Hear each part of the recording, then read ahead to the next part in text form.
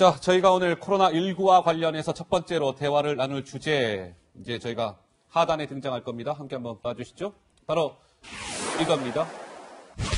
1000명, 이틀 만에 2000명을 넘었다. 이 주제입니다. 코로나19의 이 확진자 숫자가 사실 이제 감소세를 좀 보여야 하는데 계속 이 확진자 숫자가 늘고 있습니다. 김 기자, 급기야 2,000명을 지금 확진자 숫자가 넘어선 겁니까? 그렇습니다. 오늘 오전 기준으로요. 확진자가 2,022명이 됐습니다. 1,000명이 넘게 됐다고 걱정한 지가 불과 이틀 전인데요. 이틀 만에 2,000명도 넘어선 그런 모습입니다. 사망자 숫자는 어제보다 더 늘어나지는 않은 13명이고요. 어쨌든 간에 확진자 최종 오전 기준 숫자는 2,022명, 어제보다 256명 늘어난 숫자입니다. 그러니까 이런 것 같습니다, 명 교수님. 그 이틀 전, 그러니까 언제입니까? 26일 날, 그러니까 이틀 전인 26일에 1,261명이었어요, 확진자 숫자가. 그러니까 26일에 처음으로 이제 1,000명을 넘어섰는데 불과 오늘 28일이거든요. 그러니까 이틀 만에 1,000명에 이어서 확진자 숫자가 이제 2,000명을 넘어섰다. 글쎄, 이 확진자 이 증가 속도가 좀 빠르다라고 봐야 될까요? 좀 어떻게 우리가 해석하면 됩니까? 일단 뭐 여러 가지로 해석할 수 있겠습니다만 제가 봤을 때는 이게 그 갑작스럽게 환자 수가 확 자연적으로 급증했다라고 보는 게 아니라 기존의 환자들이 원래 있는 것들을 바로 빨리 대량으로 검사를 해서 빨리 확진해낸 거로 보시면 되겠습니다. 잘 아시는 대로 이번에 갑자기 최근 한 일주일 새에 이렇게 100명, 20년에 100명 정도였었죠. 근데 지금 8일 지난 상태에서 2,000명이 넘어섰는데 이렇게 된 잘 아시는 대로 그 대구 경북 지역에 특히 신천지 대구교회를 중심으로 해서 집단 발병을 확인을 한 거고 리스트 명단을 받아갖고 그 사람들에서 고위험 증상이 있는 사람들에서 바로 한꺼번에 많은 검사를 했기 때문에 그 숫자가 늘어난 것이죠. 예. 코로나19 이제 국내 확진자 숫자는 2,022명이 됐습니다. 오후 5시에 또 한번 발표가 있죠. 그때 아마 다시 한번 속보가 전해질 것 같은데 다시 한번 짚어드리도록 하고요.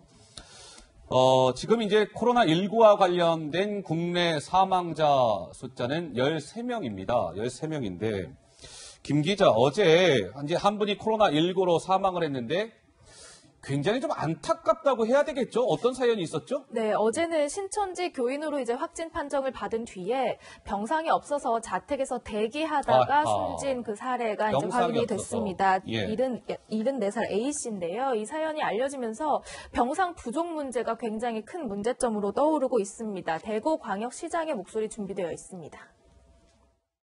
2월 28일 오전 9시 현재 대구시 코로나19 확진 환자는 어제 오전 9시 대비 297명이 증가되어 총 1,314명의 확진 환자가 발생하였습니다. 전체 확진 환자 1,314명 중 634명은 입원 조치하였습니다.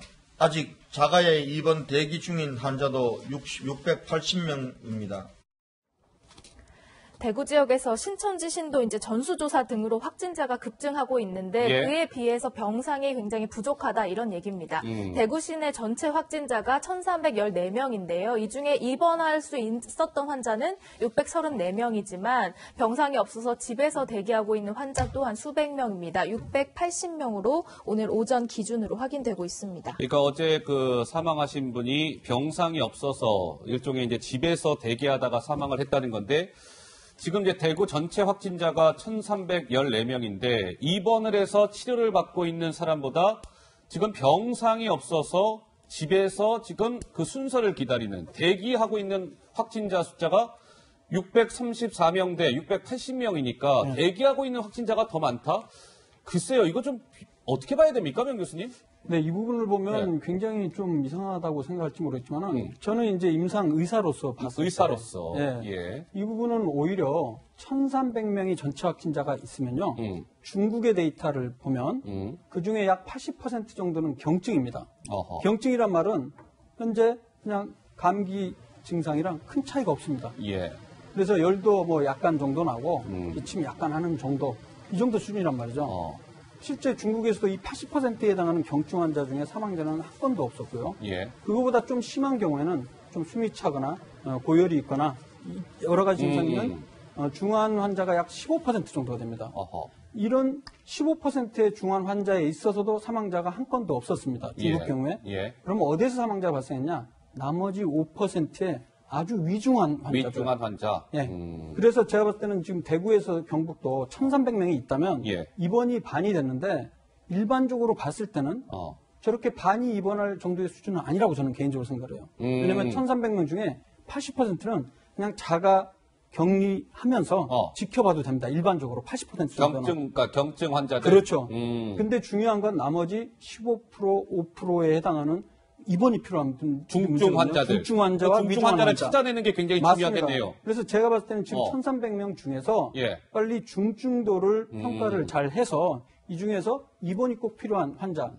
그런 경우는 2, 3차 병원에 먼저 입원을 시키고 그다음에 아주 상태가 심각한 환자에 있어서는 5%거든요. 이 경우에 있어서는 이제 음압병실이 완비가 된 종합병원에서 집중적으로 치료를 받는 것이 바로 지금 이번 그 13번째 환자처럼 이런 상황이 발생하지 않는 좋은 방법이 되죠. 그러니까 명 교수님 말씀은 선택과 집중이 필요하다. 맞습니다. 이런 말씀이신 것 같아요. 중증도를 제대로 평가를 해서 관리를 해야 빨리 찾아내서 중증 환자들 우선으로 입원을 시켜서 치료를 해줘야 된다. 무조건 증상이 있다고 입원부터 시켜놓고 보니까 이게 자칫 잘못하면 감당이 안 될 수 있으니까 선택과 집중이 필요하다. 뭐 이런 말씀이신 것 같고.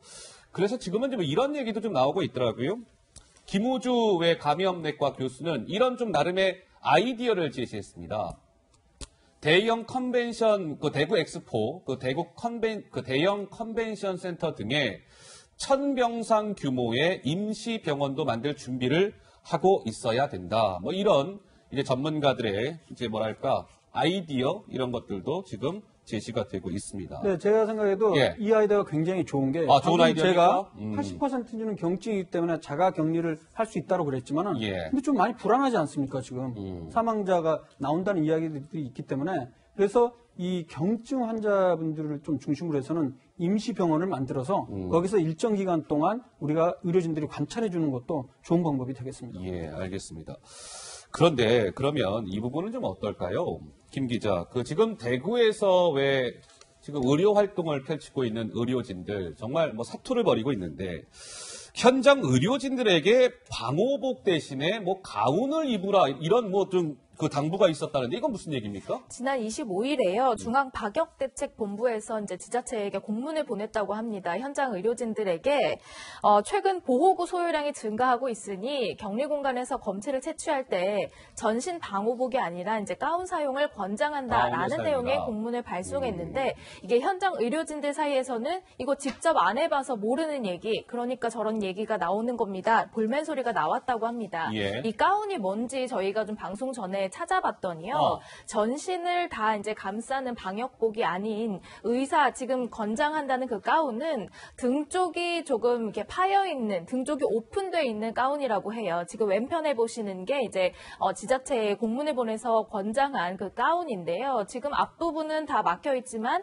이게 뒷모습은 좀 등이 오픈되어 있기 때문에 이게 뭐 그러니까 감염이 우려가 되는 그런 상황이라서 현장 의료진들이 걱정이 많았다고 합니다. 그러니까 저 오른쪽에 있는 거 있잖아요. 이게 오른쪽에 있는 게 이제 방호복이죠. 예, 하얀색 그 방호복인데 저게 이제 수량이 딸리니까 대구에 있는 의료진들에게 저 좌측에 저 비닐로 된 가운을 입어라 이렇게 좀 저 권장을 했다는 거죠. 이겁니다, 이거. 지금 권장을 했다는 비닐 이 가운이라는 게 이런 거예요. 저렇게 앞에 비닐로 되어 있고 등 쪽에는 이제 오픈이 되어 있죠. 그러니까 저게 이제 하얀색, 우리가 늘상 TV 화면 보면 왜 하얀색 방호복 입고 다니는 거 보이잖아요. 그러니까 그게 아니라 저 비닐 가운을 입도록 권장을 했다는 겁니다. 근데 제가 봤을 때는 사실 저도 지금 선별진료소에서 그 진료를 하고 있는데 보통 선별진료소에서 진료할 때는 저런 긴팔 그 비닐 가운이 있습니다. 일회용 방수 가운. 이런 부분들을 원래 그 지시를 했었는데 아마 중간에 그 각 지자체별로 이야기가 내려갈 때는 일반 의사가 입는 가운들로 잘못 그 전달이 된 것으로 제가 알고 있습니다. 예, 그 방호복 좀 보여주세요. 하얀색 그 방호복. 예. 그러니까 이게 지금 늘상 우리가 보아오던 방호복. 근데 저게 굉장히 명구스님 어떻습니까? 저게 굉장히 뭐 고가의 그 옷입니까? 아무래도 수량이 많이 달리나 보죠? 예. 아니, 제가 알기로는 그걸 공급을 한 것으로 알고 있습니다. 지금. 근데 아마 그 중간에 이게 나눠주는 과정에서 좀 예. 지체가 된 것으로 알고 있고요. 뭐 가격은 제가 잘 모르겠습니다. 아하, 예. 저걸 이제 보통 우리가 4단계로 나눴을 때 A, B, C, D라고 하면 A가 가장 높은 수준이고요. 지금 저 상태는 D 레벨이라고 해서 예. 네, 그 방어복에 해당이 되겠습니다. 알겠습니다. D 레벨을 제가 한번 가격을 물어보니까요. 한 3만 원 정도, 3만 원에서 한 3만 원. 저 하얀색 저 방호복이 3만 원 정도예요? 그렇게 비싼 건 아닙니다. 그러니까 저거를 예. 얼마든지 지금 만약에 정부가 예산을 투입을 해가지고 좀 더 돈을 좀 더 주겠다 하면은 얼마든지 생산해서 공급을 할 수 있음에도 불구하고 저거를 미리 비축하지 아니하고 우리가 그 전에 무려 방호복을 중국에 10만 벌이나 좀 지원을 했다고 했지 않습니까? 예. 그 정도면은 지금 전문가들한테 물어보니까 대구에서 현재 발생한 인원은 충분히 치료할 수 있는 그런 인력, 즉 의사와 간호사한테 제공할 수 있는 방호복이라고 그럽니다. 예. 근데 그런 것들을 그때 미리 예비하지 아니하고 지금 주고 난 다음에 현재 저게 모자라 가지고 일반 가운을 입으라고 비닐 한다고 가운. 하니까 현장에서 지금 의사와 간호사들이 많이 분노하고 있습니다. 예. 직접 검체 채취를 안 해봐서 저런 발상이 나오는 거 아닙니까? 이제 현장 의료진들은 굉장히 좀 분노하고 있다는 건데, 하 국장이 잠깐 말씀을 주셨습니다만, 현장의 의료진들은 또 이런 얘기도 하더군요. 정부가 중국의 방호복, 하얀색 저 방호복 있잖아요. 그거 10만 개를 보내놓고, 우리에게는 가운을 쓰라고 하는 것에 대해 의사들이 굉장히 분노하고 있습니다. 현장의 목소리는 저렇다고 해요. 서정욱 변호사? 그렇죠. 항상 이게 자국민의 안전, 이게 저는 가장 우선이고, 그리고 이제 그 남은 여유가 있을 때 이웃을 돕는 거 아닙니까? 예. 근데 그 문재인 대통령도 시진핑 하고 이제 그 주석을 통화할 때, 오히려 이제 중국의 아픔이 우리 아픔이다 하면서 중국에 힘껏 도와주겠다. 예. 그래서 이제 그 방호복도 10만 개 보내주고 마스크도 300만 개 지원해주지 않습니까? 예. 근데 우리는 상당히 부족하거든요. 어허. 따라서 이제 우리 한 치 앞을 못 보고 너무 이게 그 지원한 게 아닌가 이런 생각이 드는 거예요. 그래서 이게 분노 여론이 상당히 있습니다. 자, 이번에는 그럼 마스크 얘기 좀 해볼게요. 요즘에 뭐 마스크 구하는 게 참 뭐 하늘의 별 따기다 이런 얘기가 나올 이제 상황이 됐는데, 김 기자 어때요? 그 마스크, 대한민국의 마스크 행정이 계속 좀 도마 위에 오르는 것 같은데 왜 그런 거죠? 일단 금스크라고 말이 나올 정도로 금스크? 구하기도 어렵고 비싸서도 시민들이 많은 불편함을 겪고 있는데, 그래서 정부가 그제 27일 오후부터 약국이나 농협 등등에서 구매가 가능하다 이렇게 발표를 했어요. 그리고 나서 또 27일 어제는 오늘부터 28일부터 구매 가능합니다. 이렇게 계속 방침을 밝혀와서 시민들이 직접 약국이나 우체국 등에 몰려가서 허탕을 치고 돌아오는 이런 불만들이 쏟아져 나오고 있는데요. 우체국이나 농협을 직접 가보면 정작 다음 주 초부터 살 수 있습니다라고 하니까 이제 헛걸음을 치는 경우가 있다고 합니다. 급기야 정부가 사과하기에 이르렀습니다. 그 목소리 준비돼 있습니다. 먼저 여러 조치에도 불구하고 아직 마스크 수급 불안이 여전히 발생하고 있어 이에 대해 국민 여러분께 송구하다는 말씀을 올립니다. 정부가 공적 유통망을 통한 마스크 공급을 발표했지만 약속드린 시간과 물량을 지키지 못했습니다. 국민 여러분들께 불편과 실망을 드렸습니다. 송구하다는 말씀을 드립니다. 지금 마스크를 구하려는 분들로 정말 이 보세요, 시청자 여러분. 여기가 이제 오늘 모습인데, 여기가 아까 어디라고 했죠? 목동에 있는 한 백화점입니다. 목동에 있는 한 백화점 앞에 마스크를 사기 위해서, 오늘 비가 내렸잖아요. 지금도 비가 조금씩 내리고 있습니다만 우산을 쓰고 저렇게 긴 줄을 서 있는 모습, 다른 모습도 있습니까? 이건 이제 목동의 모습이었고, 자, 이건 어딜까요? 예. 수원에 있는 대형 마트랍니다. 그제 역시 마찬가지로 마스크를 사기 위해서 저렇게 긴 줄을 쓰고 있습니다. 근데 김상희 평론가, 진짜 감염병에 우리 국민들이 본인의 몸을 보호할 수 있는 가장 기본적인 장비는 마스크인데, 그렇죠. 마스크를 구하기 위해서 참 저렇게 긴 줄을 쓰고, 근데 저렇게 긴 줄을 쓴다고 다 살 수 있으면 다행인데 또 헛걸음하는 분들도 상당수가 있다는 거예요. 그렇죠. 또 어떻게 보세요? 예. 이게 이제 국가의 정책이라는 거는요, 기본적으로 이 수요자의 시각에서 예. 먼저 모든 것을 생각하면서 많은 시나리오를 검토하면서 그것을 대비를 해야 되는 것이거든요. 근데 지금 보면은 전달 체계라든가 어떤 집행 가능성에 있어서 이런 거를 따져보지 않고 아하. 기본적으로 그 책상 위에 올라와 있는 통계를 중심으로 정책을 짜고 예. 거기에서 가능성을 판단한 것이 아닌가 이런 생각이 좀 들어요. 예. 현장이나 전달 체계를 좀 확인하고 했어야 되는데 그러니까 지금 곳곳에서 좀 불만이 있습니다. 특히 이제 제조사들 같은 경우도 이제 뭐 원자재를 구하기가 좀 힘들고 원자재를 구하기 위해서 기존에 계약을 해놓은 것도 있는데 그런 것들이 고려되지 않았기 때문에 굉장히 어렵다 이런 이야기를 지금 하고 있는데 예.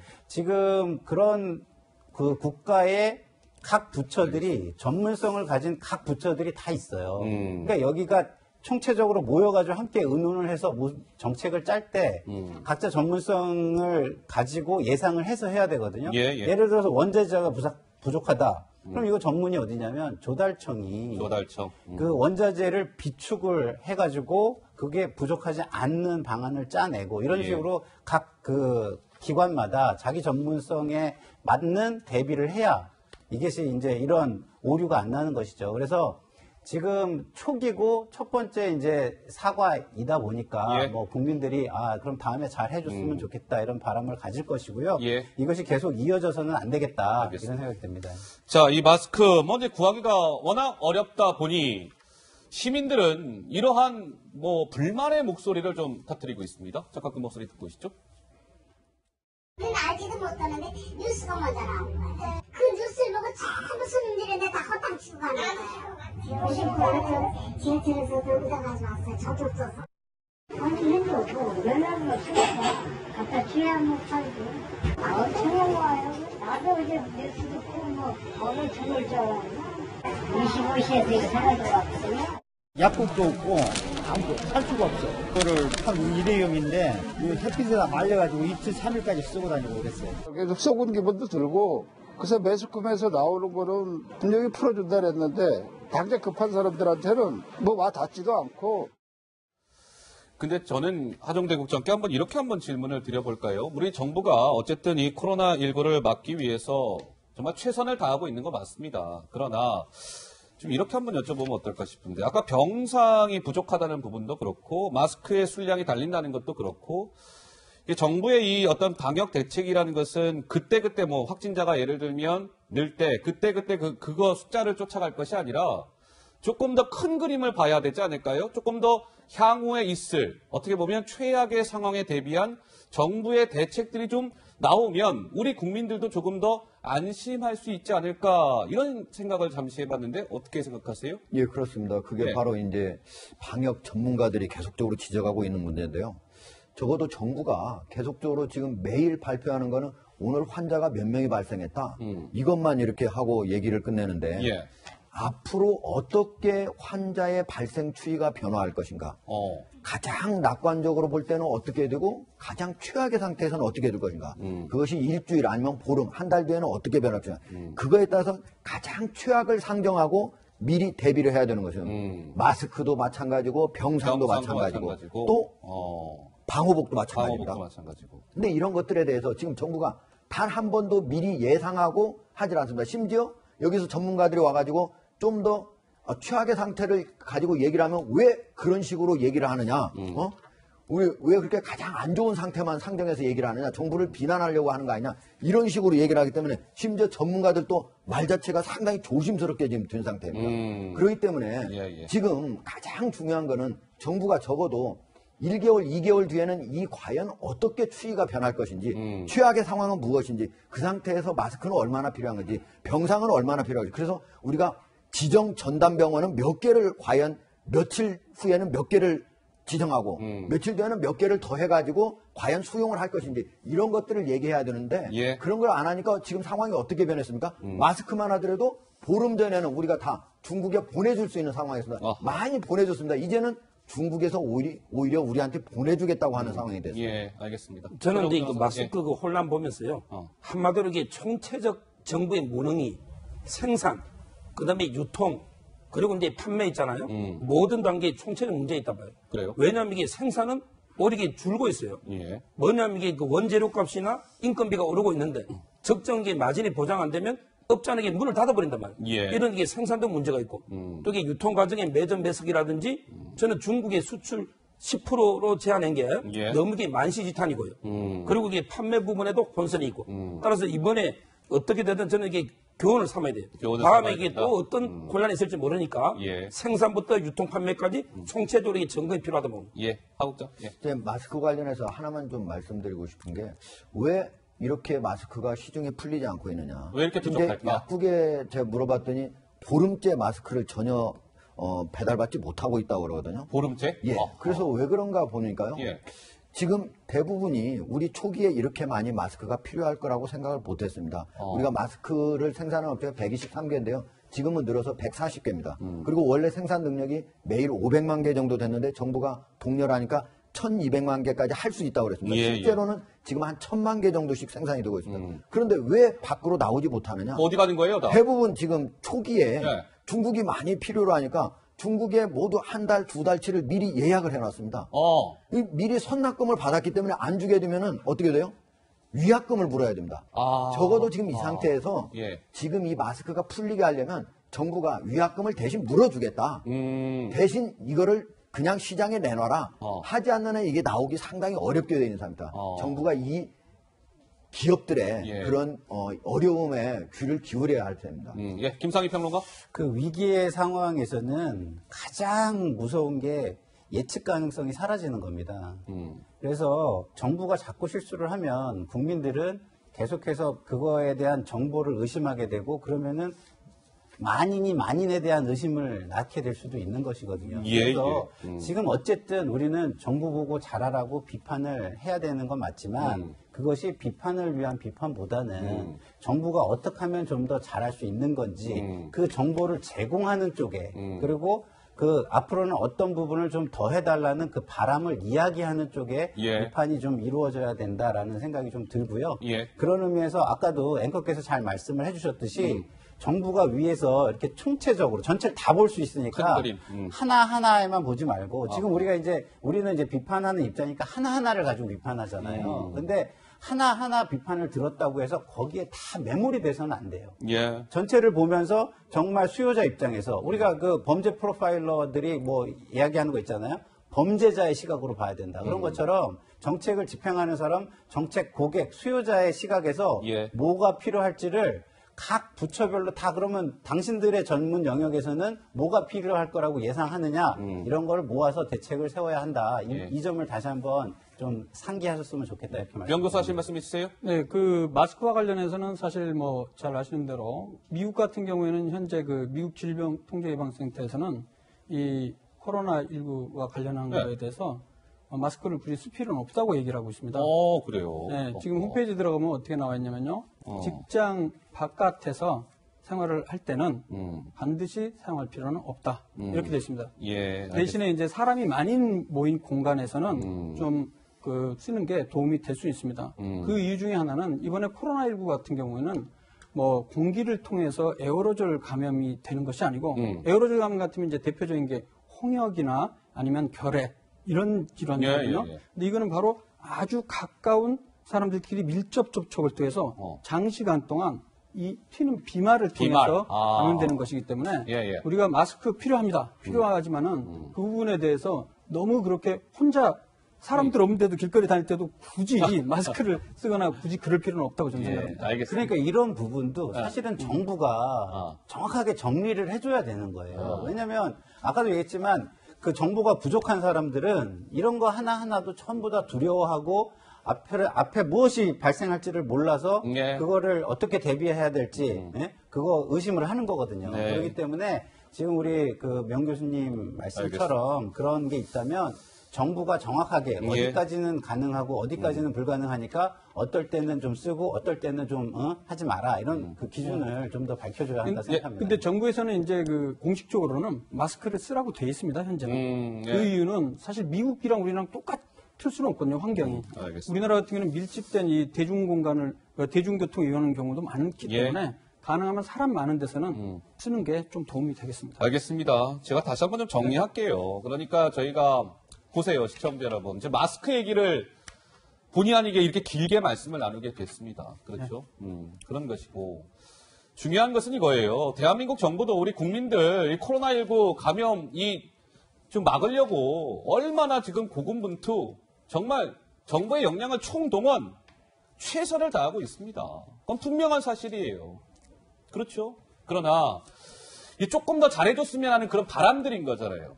국내 확진자 숫자가 더 이상 이제 딱 스탑, 멈추기를 바라는 마음에서 아주 약간의 그런 아쉬움들, 뭐 그런 것들을 이제 제가 말씀을 드리는 건데요. 아니, 그 연관해서 하나 제가 좀 말씀드리고 싶은 게 아까 제가 말씀드리려다가 못 드렸는데 사실 그 아까 앞부분에 우리나라 환자 수가 갑자기 확 증가해서 많은 분들이 진짜 걱정하고 있지 않습니까? 예. 근데 이거를 또 한편으로 보면요. 정부가 굉장히 적극적으로 나서서 검사를 한다는 거예요. 잘 아시는 대로 예를 들어서 26일 기준으로 해서 미국 같은 경우에는 그 넓은 땅에 그 많은 사람인데 426건을 검사를 했다고 합니다. 하루에. 426건. 426건. 하루에. 우리나라는 얼마였냐면 4만 6천 건을 했습니다. 하루에? 네.